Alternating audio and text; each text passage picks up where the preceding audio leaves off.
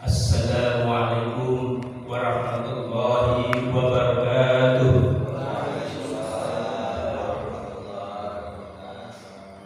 Alhamdulillahirabbil alamin, wassalatu wassalamu ala asyrafil anbiya'i wal mursalin wa ala sayyidina Muhammadin wa ala alihi wa sahbihi ajmain.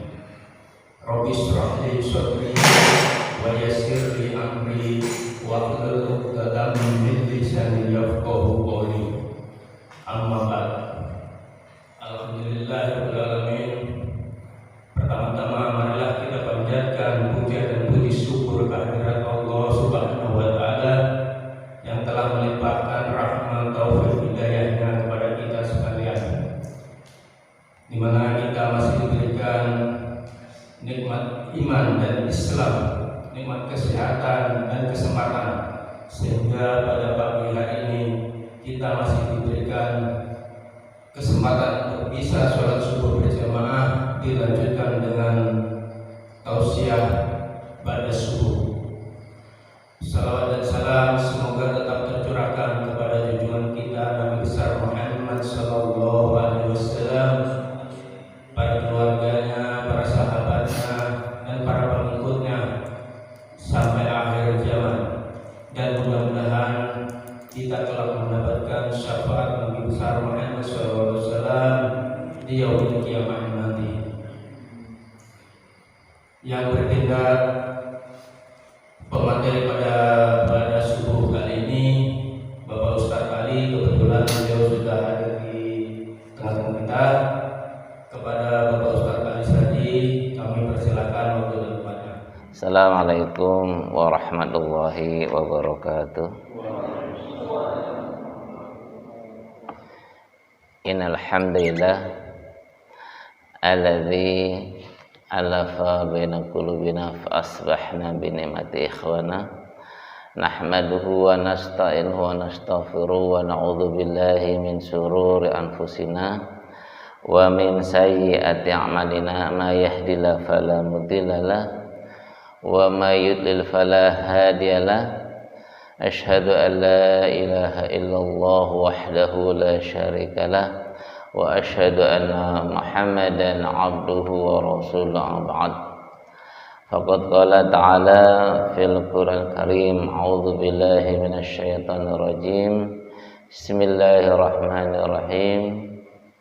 Ya ayyuhalladzina amanu taqullaha wal tanzur nafsum ma qaddamat lighad wattaqullaha innallaha khabirum bima ta'malun. Faqad qala aidan innamal mu'minuna alladzina amanu billahi wa rasulihi thumma lam yartabu wa jahadu bi amwalihim wa anfusihim fi sabilillah ulaika humus shadiqun. Shadaqallahul azim. Jamaah salat subuh yang dirahmati Allah Subhanahu wa taala, kembali mari kita senantiasa bersyukur kepada Allah Subhanahu wa taala karena sampai saat ini, sampai hari ini, pagi hari ini, Allah masih memberikan kesempatan kembali kepada kita untuk sama-sama melaksanakan lezatnya sholat subuh berjamaah dan juga nikmatnya kita hadir dalam taklim. Mudah-mudahan ini akan menjadi amal yang akan menjadi syafaat bagi kita di akhir nanti. Salawat serta salam semoga senantiasa tercurahkan kepada qudwah kita, teladan kita, panglima kita baginda Muhammad Rasulullah sallallahu alaihi wasallam beserta seluruh keluarganya, para sahabatnya. Mudah-mudahan kita semua termasuk orang istiqomah menjalankan syariatnya, sehingga kita semua diwafatkan husnul khotimah dan mendapatkan syafaat jembatan nanti. Amin ya rabbal alamin. Jamaah Allah, jadi sebelumnya perlu saya sampaikan, saya di sini membadalkan ya Pak Jum ya. Mestinya kan jadwalnya Ustadz Priyatno ya. Kata beliau berhalangan. Di sini mestinya ada Ustadz Ali Ahmed, ada Ustadz Edison, Ustadz Santo. Mohon maaf kalau saya menggantikan ya. Ini semalam ya Pak Jum ya. Ala kulli hal Ya karena diminta maka insya Allah saya sampaikan. Jamaah yang Allah, jadi pada pagi hari ini biasanya kan kajiannya fikih ya Ustaz Peri, cuma saya tidak akan bahas fikih. Mungkin sedikit menyampaikan ini terkait dengan momentum masih berada di bulan Rabiul Awal. Kalau nggak salah pada pekan pertama Ustadz Edison menyampaikan terkait dengan biografi Rasulullah Sallallahu Alaihi Wasallam. Jemaah sekalian, ada salah satu kewajiban yang harus kita lakukan terkait dengan kewajiban kita kepada Rasulullah Sallallahu Alaihi Wasallam. Ada bab terkait dengan materi ya wajibuna nahwa Rasulullah Sallallahu Alaihi Wasallam. Ada kewajiban kita kepada Rasulullah yang melekat dalam diri kita. Ya mungkin kalau kemarin sudah bahas terkait dengan salah satu bentuk ya kecintaan kita kepada Nabi adalah kita mengenal biografi Rasulullah SAW. Yang tak kalah pentingnya juga ada kewajiban yang lain yang harus kita miliki, harus kita pahami dan kita amalkan dalam kehidupan sehari-hari. Di antaranya jamaah sekalian, wajibun nahwa Rasul, kewajiban kita kepada Rasul yang pertama adalah al-imanu bihi, yaitu mengimaninya. Ini sebagaimana dalam muqaddimah tadi Allah berfirman dalam surat Al-Hujurat ayat yang ke-15. Ini terkait dengan mengimani Rasul. Kata Allah dalam ayatnya, innamal mu'minuna alladzina amanu billahi wa rasulihi. Sesungguhnya orang yang beriman itu adalah orang yang beriman kepada Allah ya dan Rasulnya.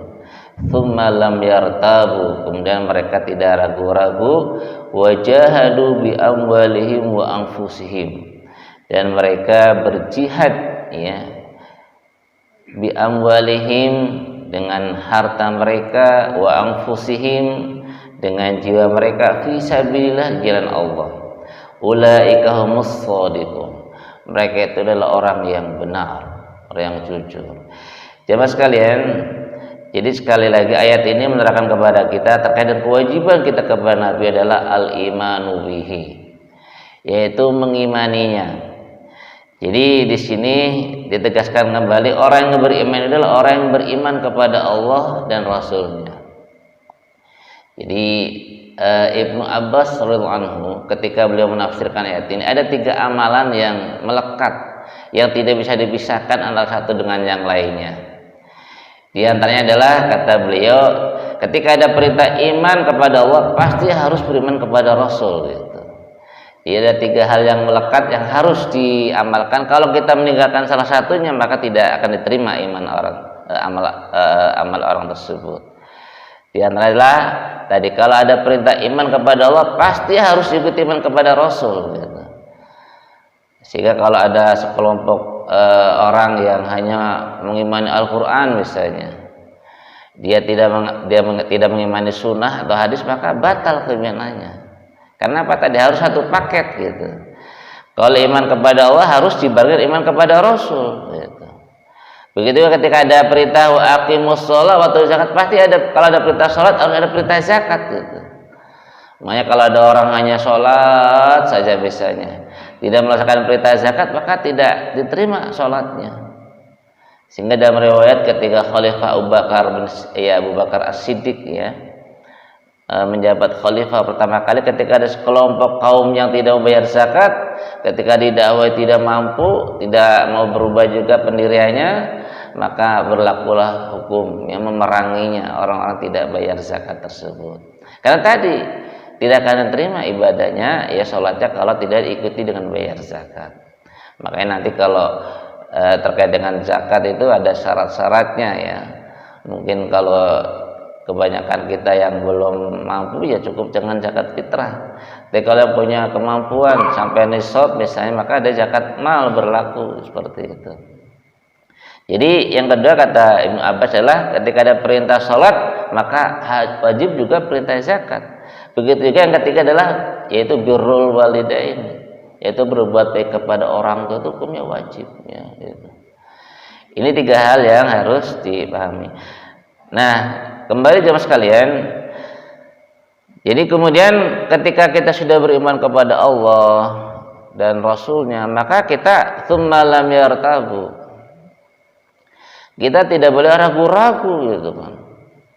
Ya, kita tidak boleh kita kepada Allah, kepada Rasul itu nggak boleh dalam diri kita ada rasa was-was, ada ragu-ragu. Kenapa? Ragu-ragu juga termasuk yang bisa tidak diterimanya keimanan seseorang gitu kan. Karena terkait dengan namanya syurutu qabulu syahadatain misalnya. Ada terkait dengan syarat terimanya syahadat yaitu ketika tidak ada al-irtiyab.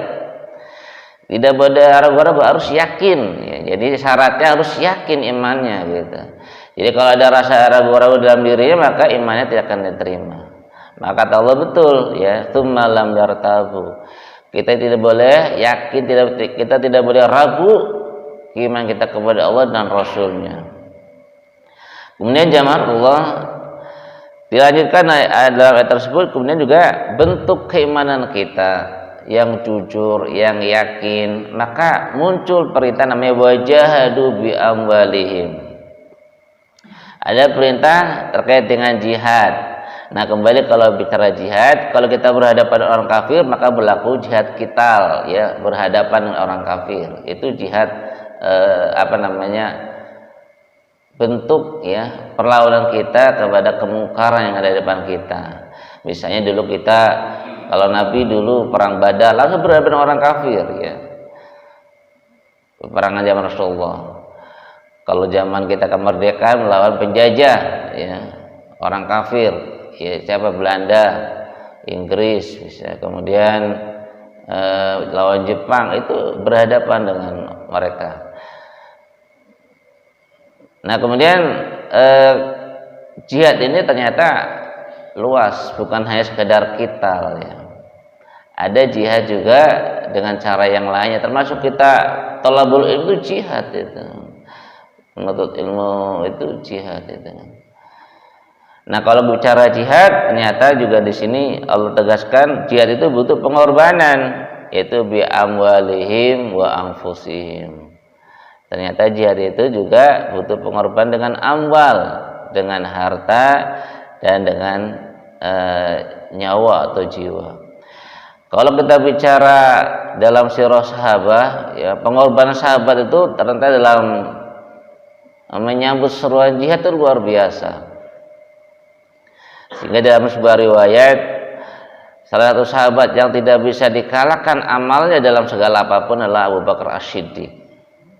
Suatu ketika Nabi mengumumkan para sahabat untuk sama-sama memenuhi panggilan Allah untuk berjihad, dan Allah juga menyiapkan untuk mempersiapkan bekal untuk perbekalan perang bi amwalihim. Maka ketika itu berlomba-lomba sahabat untuk menyiapkan bekal peperangan. Sehingga suatu ketika Abu Bakar As-Siddiq itu semuanya itu menyerahkan semua hartanya untuk persiapan bekal peperangan. Sehingga ketika itu Umar bin Khattab langsung, saya tidak pernah mampu mengalahkan pengorbanan Abu Bakar As-Siddiq. Sementara ketika itu Umar bin Khattab hanya separuh hartanya dia berikan untuk persiapan perbekalan peperangan. Ketika ditanya Abu Bakar, kenapa kau menyerahkan semuanya? Ya, apa yang kau tinggalkan untuk keluarganya? Aku tinggalkan Allah dan Rasulnya untuk keluargaku.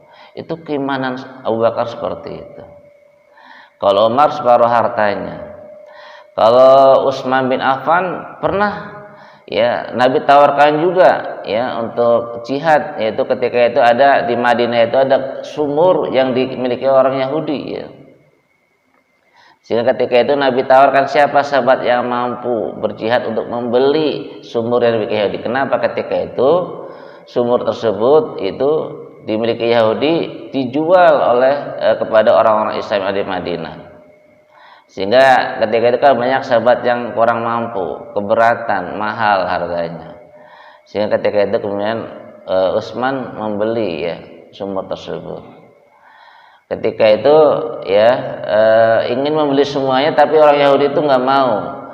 Jangan semuanya deh, 50-50 kalau bahasa kitanya. Oke deh, kalau gitu nggak apa-apa gitu kan. Sehingga kemudian disepakatin sehari ini miliknya Yahudi, dia ngejual siapa yang butuh air. Sehari lagi jatahnya sahabat Utsman. Nah, rupanya dalam perjalanannya kalau hari milik Yahudi itu sepi, nggak ada yang ngambil air, beli air gitu kan, karena bayar gitu kan. Ketika jatahnya sahabat Utsman, banyak orang ambil, maka digratiskan masalahnya. Para sahabat berlomba-lomba mengambil air sebanyak-banyaknya. Kenapa? Kalau besok pasti bayar sama Yahudi.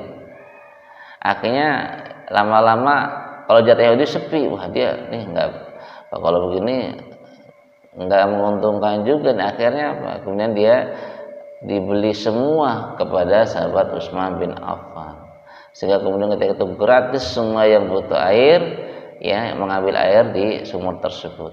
Ini contoh jihad juga namanya.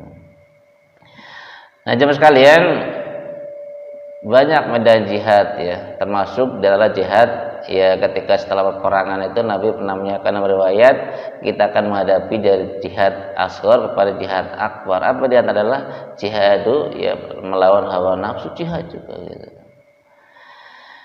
Nah, kemudian bagaimana dengan kita yang tidak mampu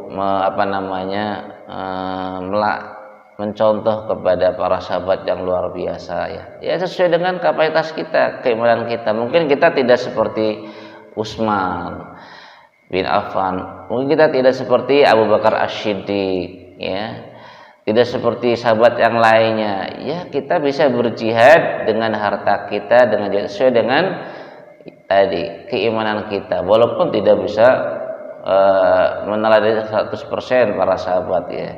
Ini paling tidak kita menunjukkan semangat jihad kita, baik dengan harta kita, dengan jiwa kita ya, dalam rangka tadi melaksanakan perintah Allah Subhanahu wa taala.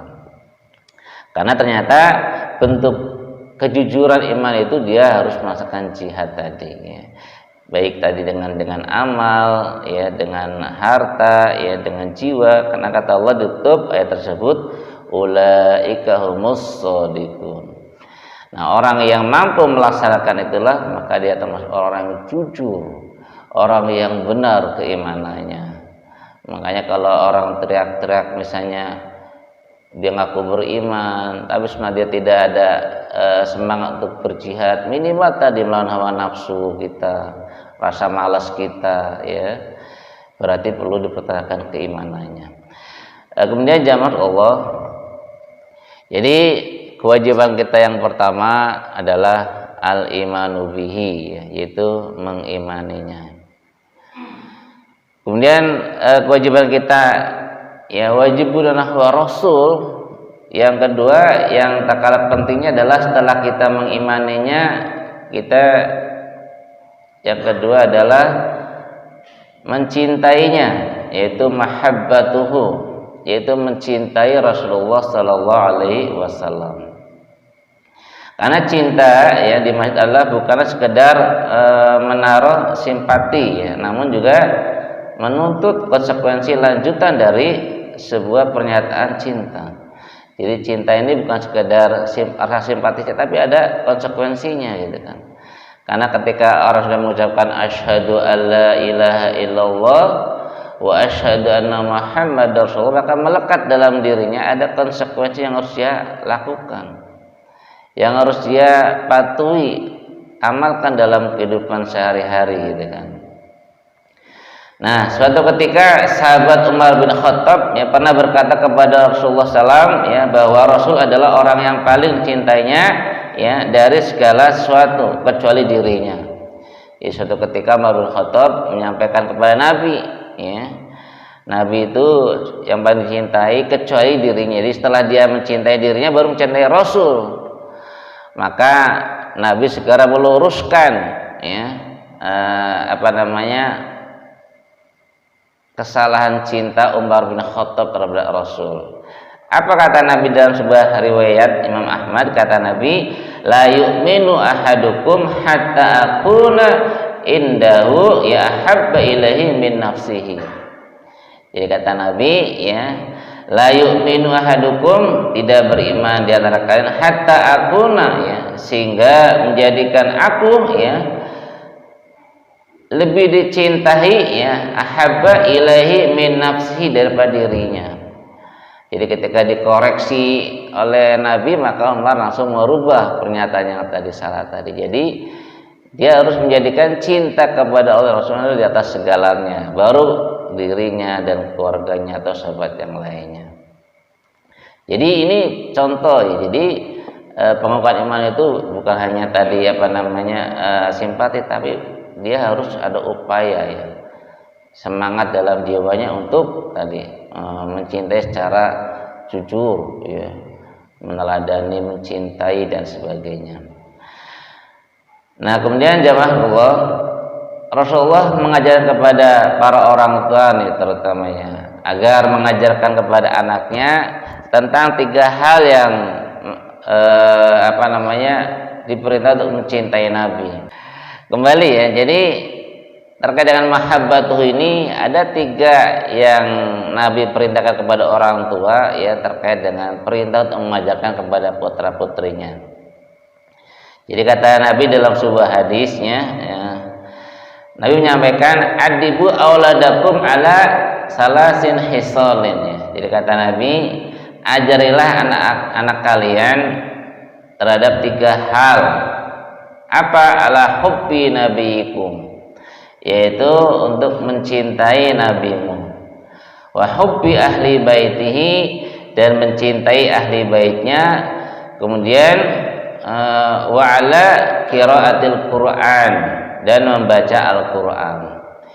Ini 3 pesan Nabi, 3 perintah Nabi kepada orang tua. Ini diperintahkan orang tua semua. Jadi Nabi memerintahkan kepada umatnya, kepada orang tua tadi, yaitu adibu auladakum ala salasin hisolin. Jadi ajarilah kepada anak-anak kita ini kepada 3 hal, 3 perkara nih orang tua. Ini karena orang tua ini berat tanggung jawabnya nanti di akhirat nanti ya. Jadi kita semua akan dimintai di hadapan Allah Subhanahu wa taala terhadap segala kepemimpinan kita ya. Jadi 3 perkara yang harus diajarkan kepada anak kita, kata Nabi, adalah ala hubbi nabiyikum, yaitu untuk mencintai Nabi kalian, yaitu Nabi Muhammad sallallahu alaihi wasallam ya. Kalau kita bicara cinta, dulu sahabat itu sangat cintanya kepada Nabi, itu dalam sebuah perang ya, perang Uhud, itu sangat cintanya kepada Nabi. Itu Nabi, sahabatnya banyak jadi tameng hidup dirinya. Kenapa? Sangat cintanya, dia tidak ingin Nabi terluka dalam medan peperangan. Jadi dalam sebuah riwayat ketika perang Uhud itu kan terjadi kesalahan komando, mungkin bahasa kita nggak sesuai dengan instruksi Nabi dari awal ya. Ketika berhasil memukul pasukan kafir, pada Nabi berwanti-wanti ya, pasukan pemanah jangan turun apa yang terjadi di bawah. Supaya ternyata ketika melihat ghanimah ditinggalkan oleh orang kafir, banyak yang pasukan pemanah yang turun ya ke lembahnya. Akhirnya tinggal beberapa orang yang masih di atas bukit gitu kan. Akhirnya ketika itu hampir Nabi terbunuh, dan banyak sahabat yang menjadi tameng hidupnya, ada yang terbunuh karena tadi cinta kepada Nabi. Nabi jangan sampai terluka. Itu sampai banyak sahabat yang tadi ya, bentuk cintanya mengorbankan dirinya, jangan sampai Nabi mendapatkan tadi ya terluka dalam semua medan pertempuran misalnya. Banyak bentuk cinta kepada Nabi ya. Di antaranya tadi memperbanyak baca shalawat Nabi dan mengamalkan sunnah Nabi itu. Jadi kalau kita melaksanakan sunnah Nabi adalah bentuk cinta kita kepada Nabi Muhammad sallallahu alaihi wasallam. Tentunya banyak sunnah-sunnah yang ada ya. Hampir 24 jam itu Nabi itu hidupnya penuh dengan sunnah ya. Maka ketika ada sahabat bertanya kepada Aisyah, karena bagaimana dengan Nabi ya, karena khuluqul Al-Qur'an.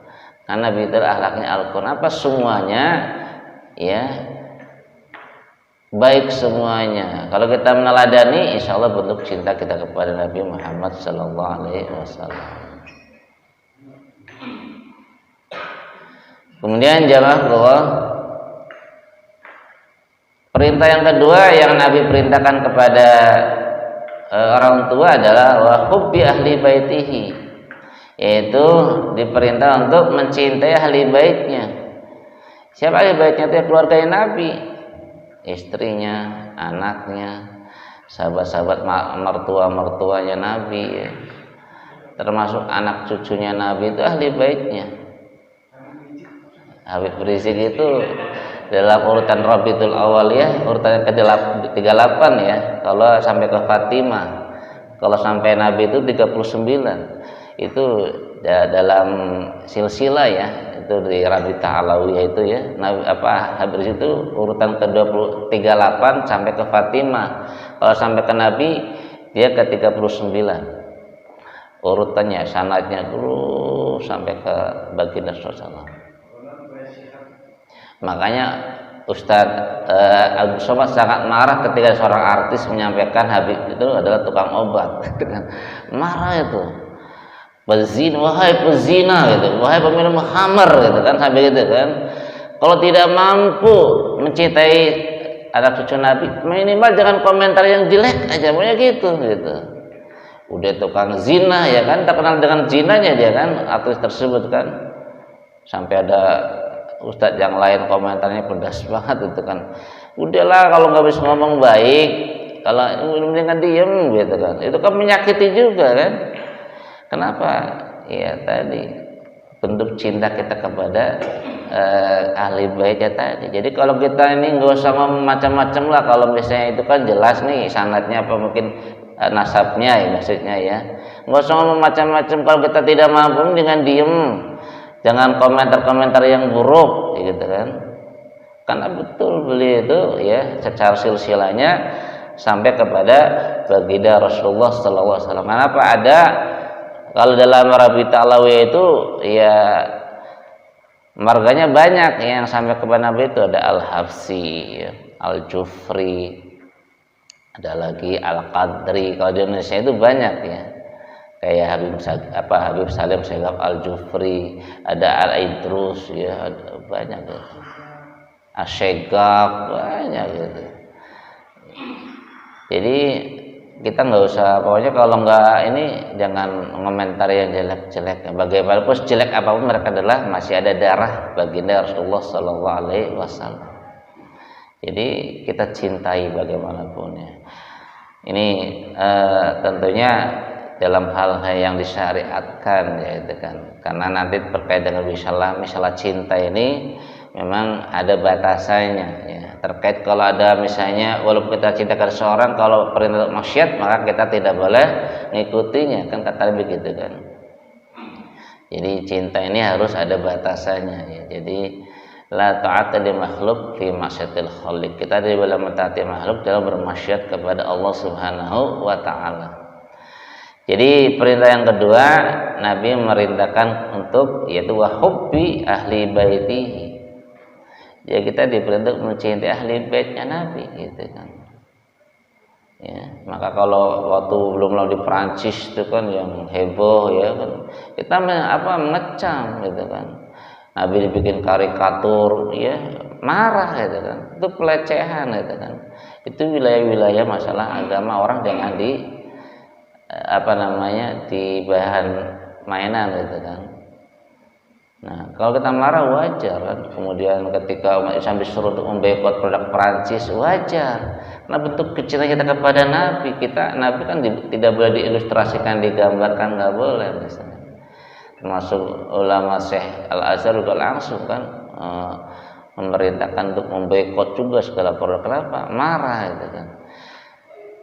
Kenapa kita tidak boleh melecehkan agama lain? Islam tidak mengajarkan ya kita melecehkan agama Kristen, Yahudi, nggak boleh, silakan lakum dinukum boleh. Tapi kalau kita dilecehkan kita harus marah juga. Ini terkait dengan masalah prinsip dalam beragama. Jadi Indonesia adalah negara yang toleransi, makanya Prancis belajar di Indonesia mestinya. Kita mayoritas tidak pernah melecehkan agama minoritas, Hindu sekalipun, Buddha, kita hargai mereka, silakan ya, karena wilayah keyakinan mereka gitu. Tapi kalau sudah menyinggung, melecehkan, kita wajib marah gitu. Jadi kembali jemaah sekalian, jadi perintah yang kedua kata Nabi kepada orang tua adalah yaitu hubbi ahli baitihi. Maka kita belajar untuk mencintai ahli baitnya. Yang ketiga adalah wa qiraatil Quran, yaitu orang tua diperintah untuk mengajarkan putra-putrinya untuk membaca Al-Qur'an. Ini penting jemaah sekalian, kalau kita bicara Al-Qur'an luar biasa ya gitu kan. Pahalanya kita sering mendengarkan ya tentang keutamaan tilawatul Quran ya, nanti sering kita mendengarkan pahalanya bukan per kalimat tapi per huruf ya. Kemudian juga yang harus menjadi pemacu kita semangat adalah ya, dalam sebuah riwayat Nabi menyampaikan ada 4 golongan yang diridhokan Quran. Salah satu adalah orang yang talil Quran, yang rajin membaca Al-Quran gitu kan. Makanya kita harus menjadikan agenda harian kita tiada hari tanpa baca Al-Quran. Apa niatnya? Melaksanakan perintah Nabi, perintah Allah, bukan karena orang, tapi karena Allah Subhanahu wa ta'ala. Makanya kembali kita orang tua ya wajib mengajarkan putra-putri untuk belajar Al-Quran. Jangan sampai nanti di hadapan Allah kita menyesal ya ketika tidak mampu mengajarkan putra-putrinya untuk baca Al-Quran, karena nanti ya terkait dengan amalannya akan mengalir terus kalau udah meninggal adalah anak yang soleh. Anak yang soleh itu pasti bisa baca Al-Quran. Kenapa? Karena bentuk keimanan dia tuh harus bisa baca Al-Quran dan memahami Al-Quran dan mengamalkannya gitu. Ini yang harus kita lakukan ya, karena kita semua sudah yakin bahwa kita semua akan meninggal, pasti kita akan mati. Salah satu bentuk persiapan kita sebelum meninggal adalah kita persiapkan amal yang akan mengalir terus walaupun kita meninggal nanti. Jadi kalau kita yakin dengan kematian, ya kita harus mempersiapkan amal-amal yang akan mengalir terus kalau kita sudah meninggal. Apa kata Nabi? Pertama sedekah jariyah, yaitu sedekah jariyah itu kan mengalir terus. Yang kedua adalah au ilmun yang tafa'u bihi, ilmu yang bermanfaat. Kita bisa baca Al-Fatihah diajarin kan. Orang kemudian bisa apapun ilmunya, kalau manfaat ajarkan kepada orang lain, itu akan mengalir terus pahalanya. Ya, nggak mesti banyak ya, asal kita paham sedikit amalkan ya, kita dakwakan, itu manfaat namanya. Maka ada sebuah hadis balighu anni walau ayah misalkan, itu terkait dengan semangat itu tadi ya, berbagi ilmu biar bermanfaat buat orang lain. Kemudian adalah anak soleh yang mendoakan orang tuanya. Nah, tadi ciri anak soleh adalah mampu bisa baca Al-Quran ya, apalagi kemudian bisa menghafalnya ya. Maka kita bersyukur kalau kita bisa mesantren hafal Quran tuh luar biasa itu kan. Kayak contoh misalnya Edison, Ihsan udah hafal Quran misalnya di Mesir, alhamdulillah mudah-mudahan istiqomah. Apalagi di sana bisa langsung ambil sanadnya, itu luar biasa itu kan. Nah, ini kan kebanggaan orang tua, apalagi nanti di akhirat kan, kalau anak kita hafal, anak kita akan berikan mahkota buat orang tuanya, luar biasa kan. Maka bersyukur, mohon. Nah, kita juga mohon terus kepada Allah, nggak ada istilah terlambat. Walaupun anak kita sudah gede, dewasa, ya tidak ada hal yang mustahil. Orang udah tua baru bisa hafal Quran, banyak masalahnya. Maka mohon kepada Allah terus, mudah-mudahan anak kita semuanya bisa hafal Quran. Amin ya rabbal. Saling mendoakan, saya bisa hafal, anak kita hafal, semuanya. Mudah-mudahan keluarga kita semua menjadi ahli Quran ya. Jam berapa? Udah suruk 40 ya? 20 ya suruknya ya. Kenapa? Biasa kan 80 menit setelah subuh ya. Subuh kan tadi lewat 4 ya, lewat 7 ya. Berarti. Baik, sambil menunggu suruk, mungkin ini dulu barangkali ya, terkait dengan ini hanya mengganti posisi orang nggak ada. Jadi terkait dengan kewajiban kita kepada Rasul, kembali yang pertama adalah al-imanu bihi, mengimaninya. Yang kedua adalah mahabbatu, mencintainya. Insyaallah barangkali kalau ada kesempatan yang lain kita akan lanjutkan ya, Mudah-mudahan dengan cara ini ya kita harus semakin yakin dengan keyakinan kita kepada Allah dan Rasulnya, dan mampu juga melaksanakan apa yang diperintah Allah dan Rasulnya, karena sebagai bentuk orang yang beriman itu tadi kata Allah dia itu mampu melaksanakan perintahnya di atas jihad fisabilillah dengan harta, dengan jiwa. Dan tadi kalau kita mencintai Nabi juga kita harus mengajarkan hadis Nabi. Di antaranya adalah kita diajarkan untuk mencintai Nabi kita, mencintai ahli baitnya, dan tilawatul Quran. Inilah barangkali jamaah yang bisa sampaikan. Sampai nunggu waktu syuruk tinggal kurang lebih 10 menit ya. Ada yang mau menambahkan barangkali ini Edison atau Sesanto atau Ustaz Ali Ahmed, silakan.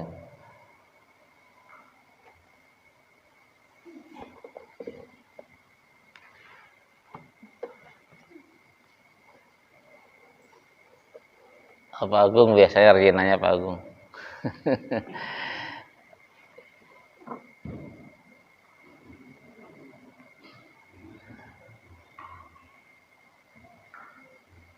Ya, Fadal, barangkali ada yang mau menambahkan atau bertanya.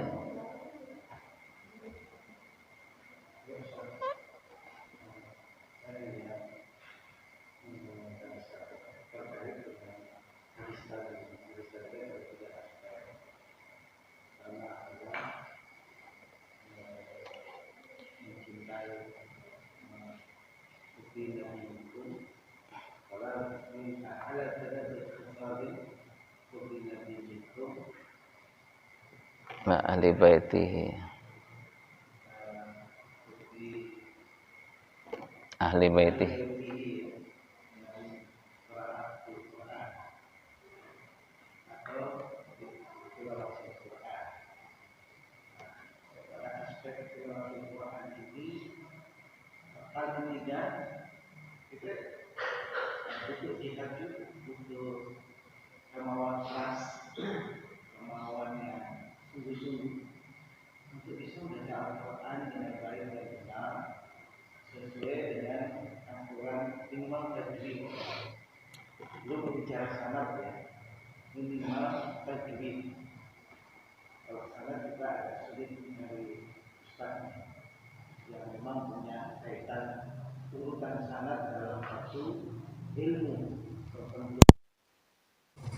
Misalnya saja terkait dengan bacaan Quran.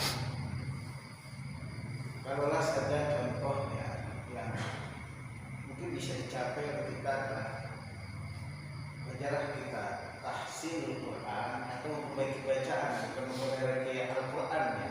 Ini ada kesalahan istilah atau bukan istilah juga, kemudian juga maknanya tahsinul Quran juga berarti memperbaiki bacaan Quran. Qiraah aspeknya berarti bacaan, bukan tahsinul Quran. Jadi tahsinul qiraatil Quran, memperbaiki bacaan. Nah ini harus kita sadari bersama sebagai muslim. Yang agak berat memang jihad dalam jihad yang saya pikir mungkin bisa kita lakukan bersama. Yakni adalah menyebarluaskan bacaan Al-Quran ini dengan sekarang sudah banyak metode-metode baca Quran yang memudahkan kita untuk belajar, dan perlu keberanian juga membaca Al-Quran. Saya pernah dengar ada pakai mic bacanya nggak jelas. Itu terlalu penting, harus belajar dulu. Kalau belajar itu nggak usah pakai mic. Kalau belajar, ya. Karena apa? Karena bacaan kita belum talaki. Kalau talaki itu artinya kita membaca Al-Quran di depan orang yang kalau minimal di sini agak susah cari ustaz yang memang bersana, ya. Kalau tidak, yang sudah dianggap bisa.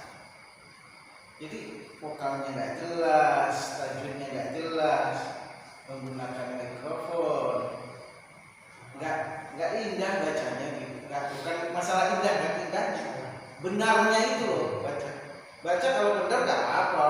Kalau indah itu persoalan lain ya, ada ilmu lain yang mempelajari itu. ilmu qiraah.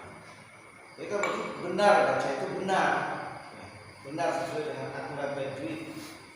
Mana letak idgham diguna, mana letak idgham bila guna, mana idgham mimi, mana ikhfa syafawi, mana cara membaca bagaimana. Kalau belajar baca Quran itu harus dengan guru.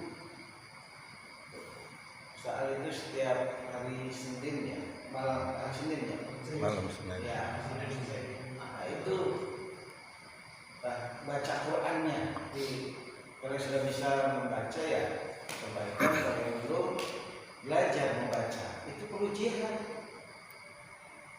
Tilawatul Quran saja itu perlu jihad juga. Kita jarang mungkin ya karena kesibukan kita baca Qurannya jadi agak susah mencari ruangnya, mencari waktunya. Apalagi mempelajari dengan baik dan benar. Dan kalau belajar baca Al-Quran, kita adalah guru yang sudah betul-betul punya punya basic ilmu itu.